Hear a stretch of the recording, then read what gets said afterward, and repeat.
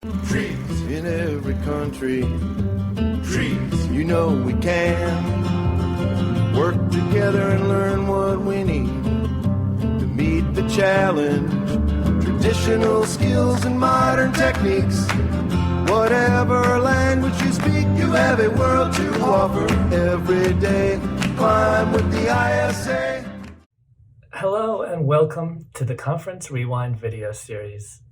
I'm Jamie Vidic, Director of Educational Products and Services at the International Society of Arboriculture. Today, we are pleased to bring you a presentation by Dr. Kim Coder, The Meaning of Tree Biomechanics to Tree Healthcare Providers. This presentation was originally given at the 2021 ISA Virtual Conference, so the views are those of the presenter. If you are interested in tree biomechanics, I expect you will like this presentation. So sit back and enjoy. Well, hello. Let's talk about the meaning of tree biomechanics.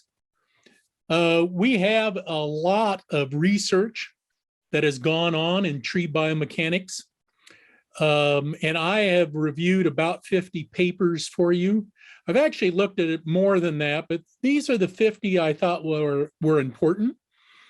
And the tree biomechanics researcher is composed of a lot of different places in a lot of different areas, and they're keeping some secrets from us that you need to know.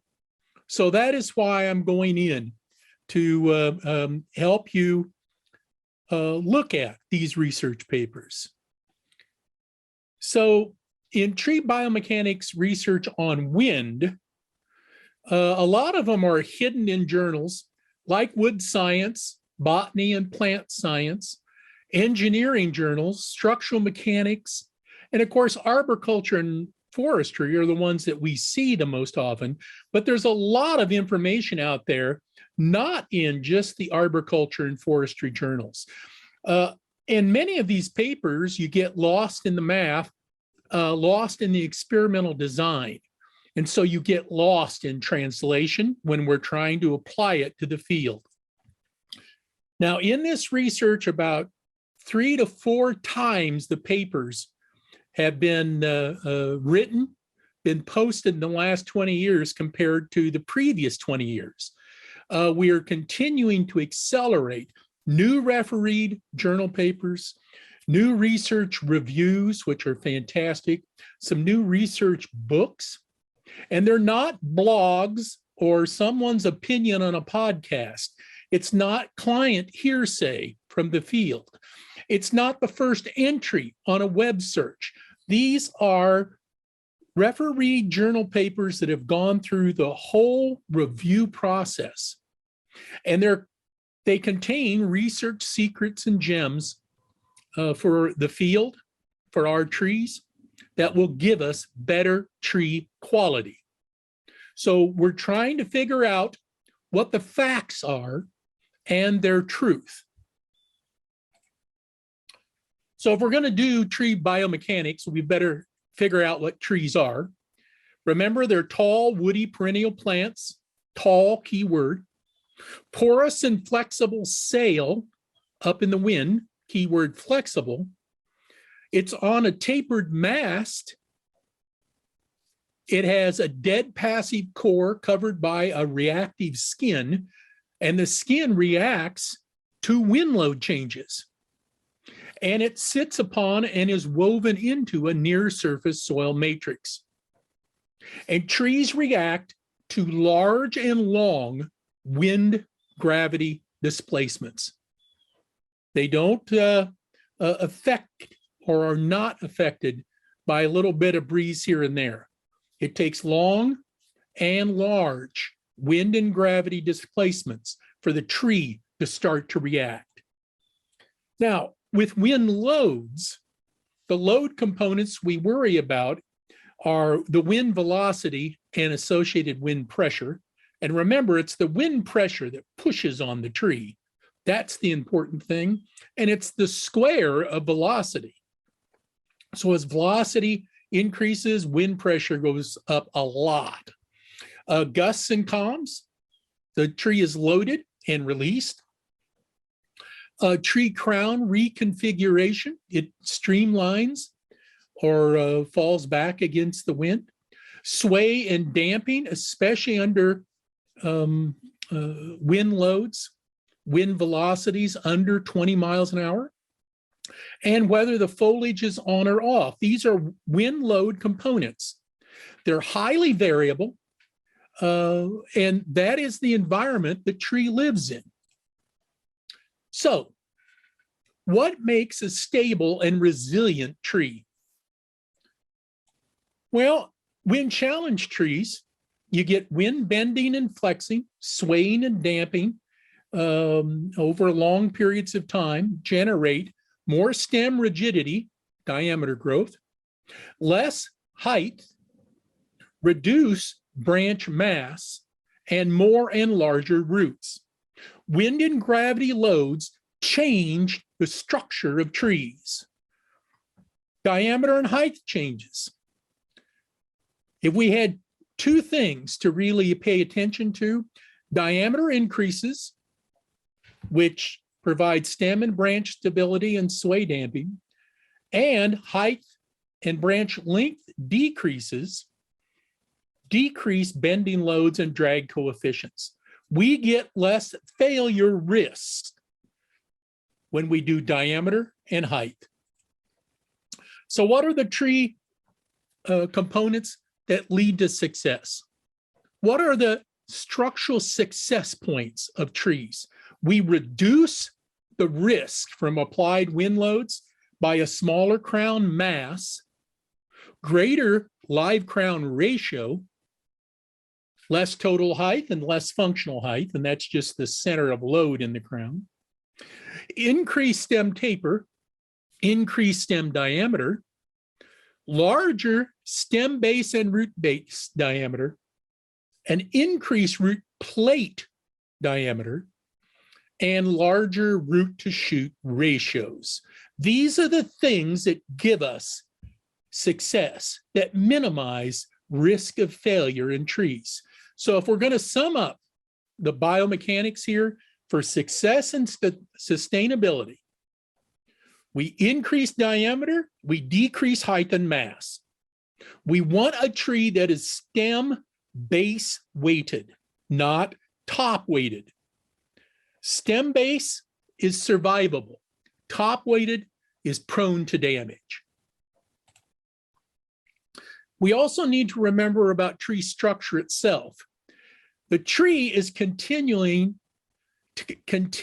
modifying its wind resistance with two contrasting and opposite mechanical changes.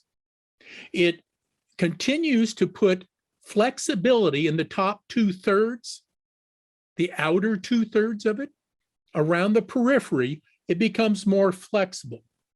This is the elastic resilient in the stem top.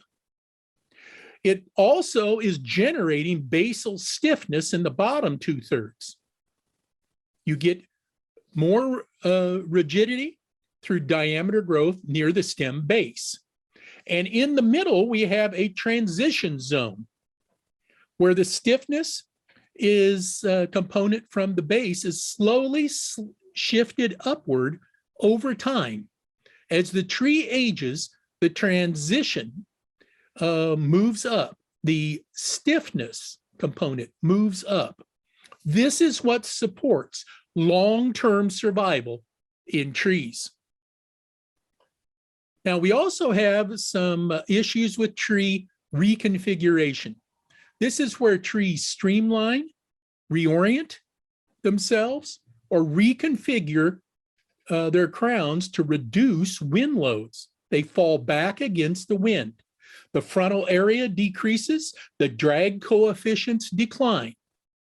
You get 3 levels of reconfiguration based on wind pressure loads.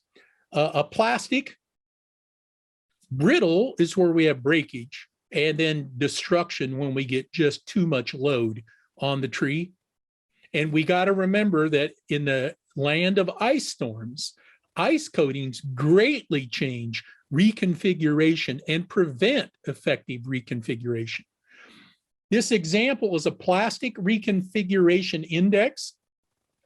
We have wind speed and wind pressure in pounds per square foot on the crown. And notice that we reach tree crown reconfiguration at about 55 to 65 miles an hour, about 8 to 10 pounds per square foot on the frontal area of the tree. And if we have ice on the tree, we actually reach tree reconfiguration values at much less, 28 miles per hour. So here is our crown reconfiguration. Our plastic or flexing deformation maximizes out at 55 to 65 miles per hour, sustained wind. That's a frontal pressure on the tree of 8 to 10 pounds for every square foot of tree tissue. And that's load threshold 1, is getting through reconfiguration. Brittle or breaking and compression fault reconfiguration maxes out at about 95 to 105 miles per hour, frontal pressure of 24 to 28 pounds per square foot. And this is load threshold 2. By the time the tree reaches this level, it has burned through its genetic safety factors that have been designed in it to keep it up and going. And then beyond 105 miles an hour sustained wind, we get just massive destruction. Tension faults, neutral plane faults, compression failures. And at this level and beyond, we get tree loss and major structural failures, regardless of what tree attributes are out there. So if you take a look at elastic reconfiguration, how the tree streamlines and falls back against the wind, that is up to 55 to 65 miles an hour, threshold 1. And then we burn through the safety, the engineering, genetically engineered safety factors in the tree by 95 to 105 miles an hour. Now, why do we care? Well, because if we're looking at pruning and reconfiguration, pruning is streamlining. The things that we do is streamlining the tree. It reduces the frontal area. In this case, in this example, if we reduce the frontal area by 32%,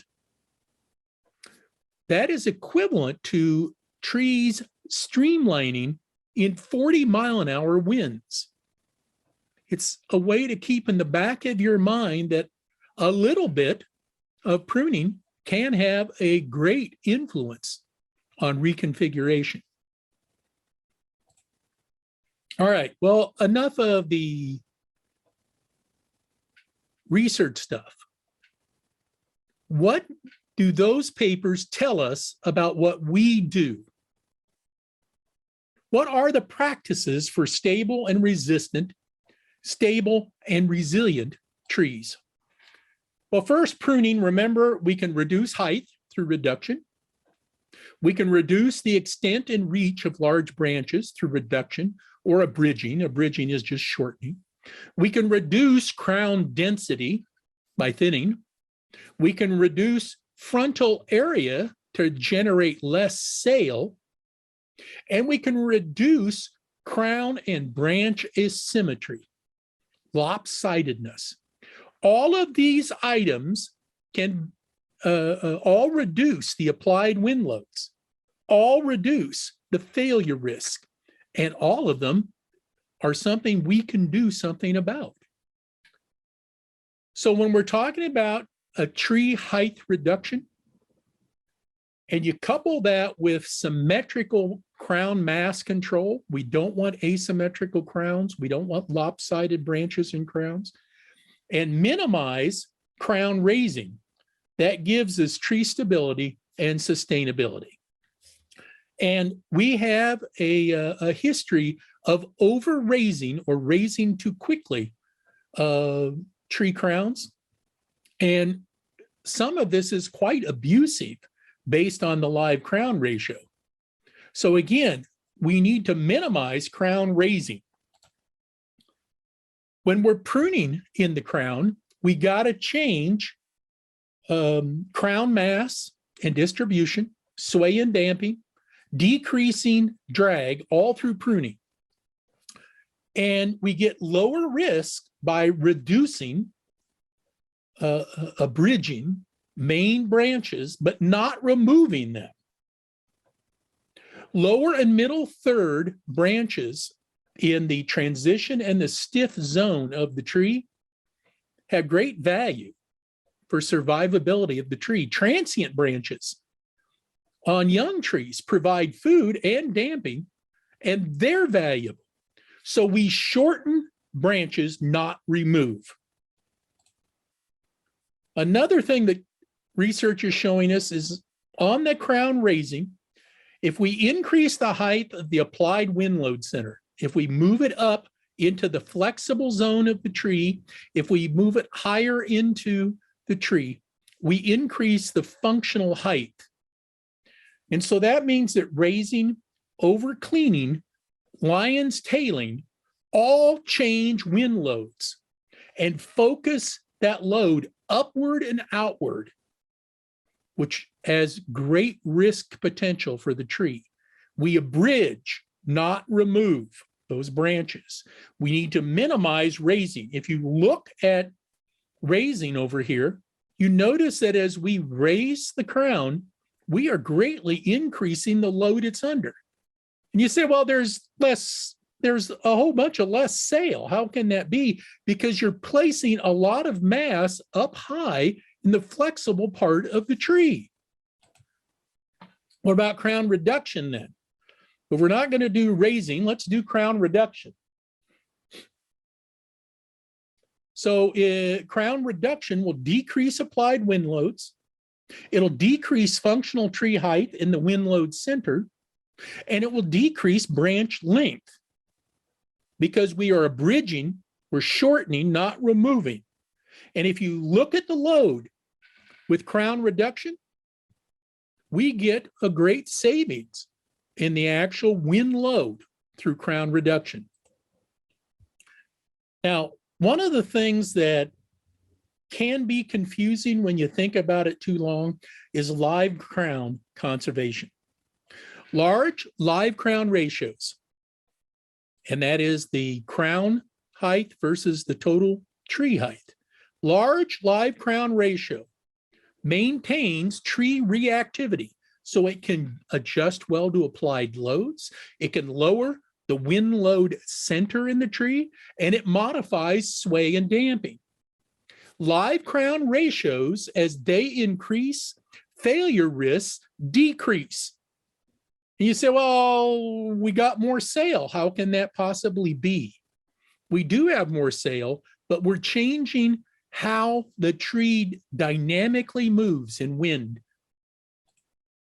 Live crown conservation, we try to keep any of the big limbs in the lower half of the tree in the stiffness or transition area of the tree.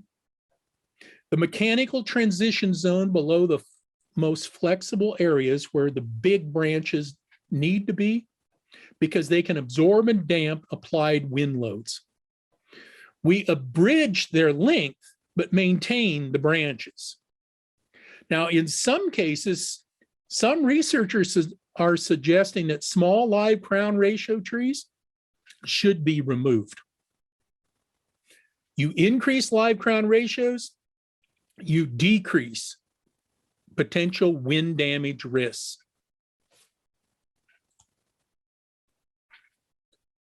Another point of crown control the research is telling us is large, dense crowns in the wind transfer large loads to stem and root base. A large crown mass, just because of its mass, has a higher failure rate.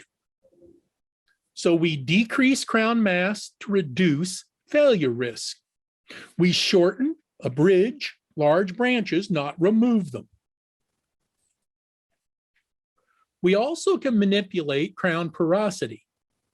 Now, if we do small crown thinnings, if you're just dinging around out there doing a little bit of thinning, you actually will increase drag and wind loads on your tree. More intense crown thinning, greater than 40% aerodynamic porosity or greater than 20% optical porosity, more intensive crown thinning actually increase crown porosity and reduce applied wind load.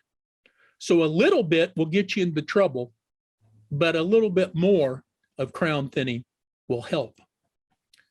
We have a terrible problem with asymmetrical crowns and branches. Lopsided or asymmetrical crowns generate twist or torsion. Tissues under torsion take less force to break or bend.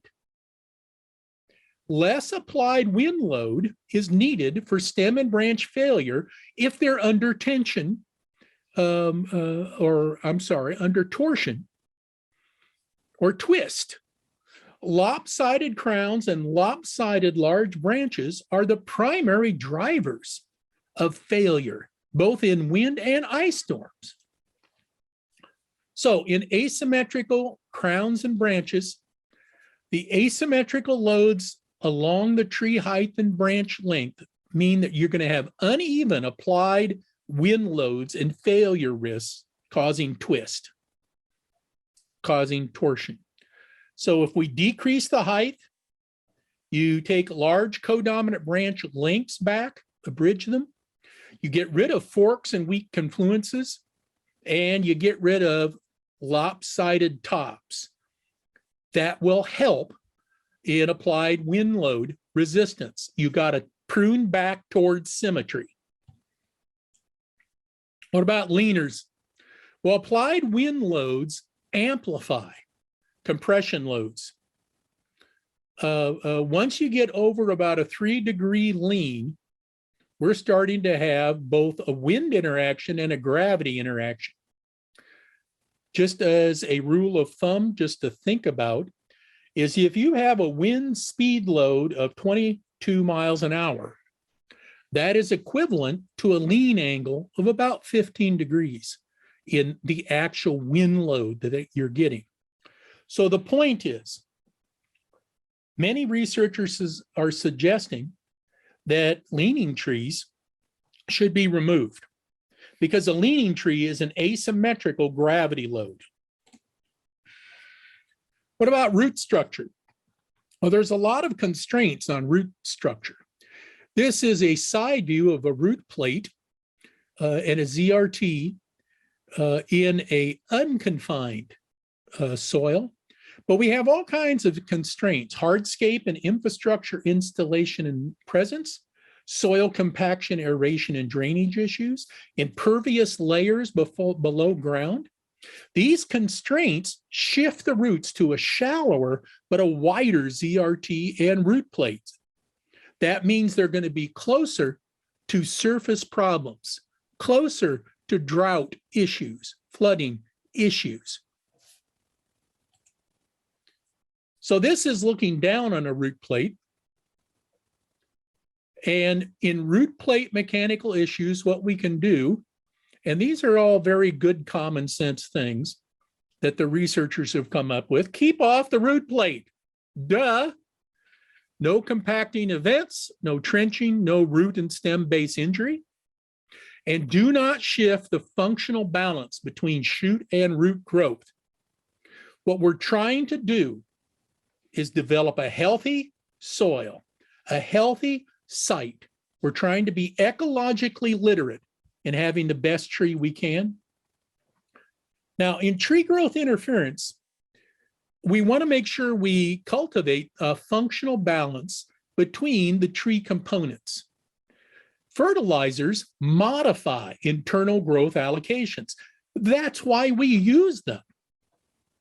But excess enrichment of nitrogen and phosphorus generate physiological imbalances, poor structural responses, and wind load risks.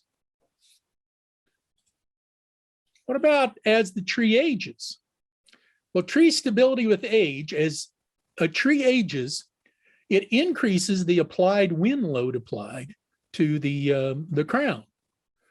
So we get an extension of height over time, expansion of crown reach and extent over time, increased diameter growth, and changing height diameter ratios or taper.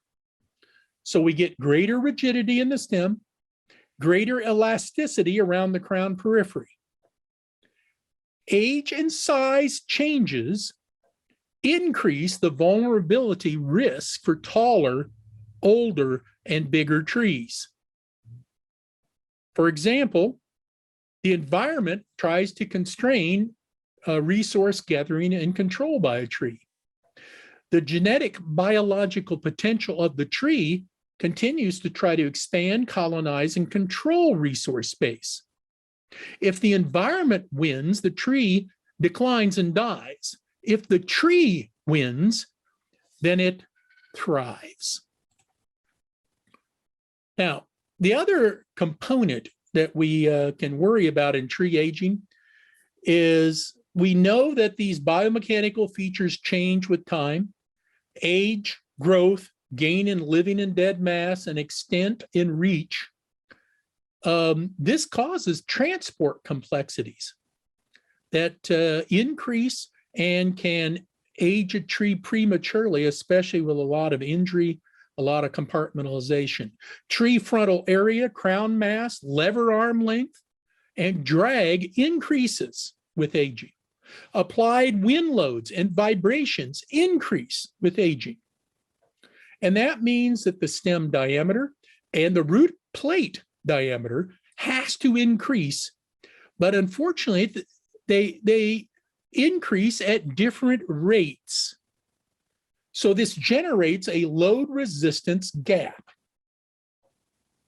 And that is why when you think about little trees break and big trees uproot, they are investing in different things as they age. All right, take a big, deep breath, sigh of relief. We haven't had many mathematical formula or anything in biomechanics. But how do we conclude this? Well, first of all, tree healthcare. If you take a look at a number of stability formula, I'm just going to pick on this one. Height is the most important feature in tree stability. Frontal area, tree crown shape, especially if they're asymmetrical, drag coefficients, and above ground biomass. These 5 things are stability variables that can be modified by pruning. We can do this. We also have a problem in remembering it's not just about the tree, it's about its surroundings. If we clear and remove around trees, we change the applied wind loads. We modify neighbors or neighboring trees in structure, and we get a reallocation of growth to acclimate to new loads. So new load conditions will take time for the trees to react to. You gotta be patient. So what we're gonna do is remove overmature, poor form, and damaged trees, initiate proactive pruning programs, and improve rooting space, aeration, drainage, compaction, and rooting volume. So we got to be patient. We got to lose the bad stuff. We just can't keep harboring the bad stuff. And we have got to make site and trees better through active management, active care. We got to remove, initiate, and improve. So research is telling us, research is showing us proactive pruning programs reduce damage. Effective pruning help trees survive windstorms. And active tree care programs minimize failure risk. A tree that is Arborist Enhanced. An Arborist Enhanced tree is the best thing to put on a landscape, to keep on a landscape for generations. So, understanding and appreciating the meaning, you always got to get to the meaning. You got to dig through all the other stuff to get to what matters in the field to our clients, to our trees, and to our quality of life in this profession. Thank you. Traditional skills and modern techniques. Whatever language you speak, you have a world to offer every day. Climb with the ISA.